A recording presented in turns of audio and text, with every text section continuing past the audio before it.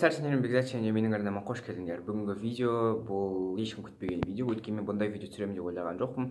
Бірақ жақында маған Алиэкспресстен 2 посылка келген және сол арқылы осы видеоны түсіруге мені подтолкнуло. Және бұл видео сіздерге ұнайды деп ойдамын. Олай болса, видеоның тақырыбына көшейік. Бұнан көргендеріңізде бүгін мен өзімнің мына бір чехолдарым жайлы айтып кетемін. Менің ұялы телефоным мінекей Samsung Galaxy A7 2017 жылғы қара түсті 32 гигабайтқа. Және менің ең алғаш алған чехолым ол мына бір чехол. Және оның артында мына жерінде поп-сокет болған, бірақ ол алынып қалды, сосын оның орнында із қалып қойды. Осыны кетпей қалғаннан кейін мен бұл чехолды ұстаған жоқпын. Мен ұялы телефонымды қалай сатып алдым, солай келесі күні осы чехолды алған болатын 1000 теңгеге. Мына бір чехол, мына жерде мен көрініп тұрмын. Бұл чехолды мен тоже Алиэкспресстен алдым 600 теңгеге. Ол бірақ мына жері былайынан жыртылып қалды, сондықтан мен оны тақпай кеттім, бірақ телефон мына әдемі көрінеді. Мынандай, бұл типа кожаный, және де мен оған тағы да поп-сокет жабыстырдым, сосын оның ішіне мынандай былай алынбайды, оның орнына тағы да із қалып қояды. Бірақ негізінен бұл чехол жақсы болды. Бірақ бұл чехолдың минусы мына жерге зарядка тағатын жері тар, сондықтан всегда одан зарядка алып қала беретін, және наушниктер салынбайтын. Одан кейін мен бұл чехолды ұстамаймын. Обычный чехол, прозрачный, бұл да быт шықты, өткені бұған тоже 1 жылдай болды. Мен бұны практически ұстаған жоқпын, өткені ол не безопасный, және де ол тез сарғайып кетеді, және оған да мен көргендерде поп-сокет жабыстырдым. Бұл чехол да мен 1500 теңгеге алдым, және мен бұны қазір де ұстаймын. Бұл жақсы. Мына бір чехол. Бұның сырты мінекей мынандай жаман болып қалды. Негізінен бұл менде фото болса тауып қоярмын бір жерге.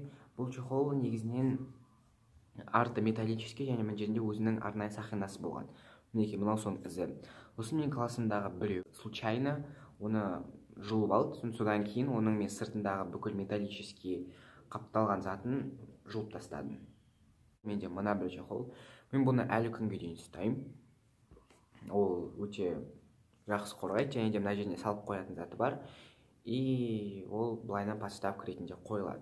Содан кейін ол артында магнит бар, және оны темірге апарсаң жабысып қалады. Солай подставка ретінде видео түсіре беруге болады. Мына бір чехол, бұл маған тоже Алиэкспресстен келді. Небәрі 500 теңгеге алған болатынмын, және де ол өте жақсы, бірақ телефонды қатты қорғамайды. Құлаған кезде телефонның сынып кетуі мүмкін, бірақ оның артында мынандай әдемі суреті бар. Бұл менің ең сүйікті келген 2 чехолым. Мінекей, ең алдымен мынадан бастайын. Мына жерде көріп тұрғандарыңыздай менде Ариана Гранденің No Tears Left to Cry деген өлеңінің атымен жазылған чехол, және кім білмейді, Ариана Гранде менің кумирім. Ол бұландай пластиковый, және пластикке болғандықтан ол жерге түссе телефоныңызбен бірге құрып кетеді, және сынып паша-пашасы шығады. Мінекей. Бұл чехолды мен Алиэкспресстен алған ең қымбат чехол, яғни мен оны 1001 теңгеге алдым. Және оның ең басты күшті жері, ол телефон жақсы қорғайды, және де оның артында мынандай подставкасы бар. Осыны бет жауып қоя саласыз. Және телефонды өте керемет қорғайды. Бұл менің ең сүйікті чехолым, және бұны мен быт шықпаса алдағы уақытта бүкіл күнім бойы ұстайтын боламын. Менің барлық чехолдарым мінекей.